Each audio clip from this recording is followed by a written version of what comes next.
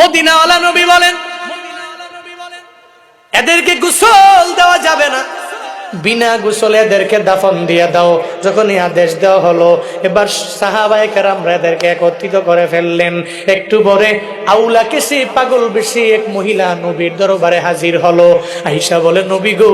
নবী বলে, তোমার নাম কি, তোমার পরিচয় কি? সঙ্গে সঙ্গে বলে, নবী আমার, আমি হলাম হানজালার স্ত্রী, আমি আপনার সামনে হাজির হয়ে গেলাম। নবী আমার স্বামী আপনার বড় এত পাগল হয়ে গেল গো নবী, আপনি যখন দুনিয়ায় নাই, এটা শুনে শুনে সে নিজের জীবনটাকে বিলীন করে দেওয়ার জন্য তুচ্ছ মনে করলো। আমার দরবারে গিয়া তরবারি নিয়ে আপনার দরবারে হাজির হলো, যুদ্ধ করে দুনিয়া থেকে বিদায় নিয়েছে। তবে নবী গো, সে গোসল করতে পারে নাই, ফরজ গোসলের সুযোগটাও পায় নাই।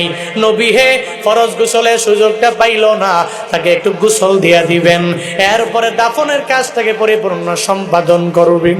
রহমাতুল্লিল আলামিন চোখের পানি পড়ে গেল।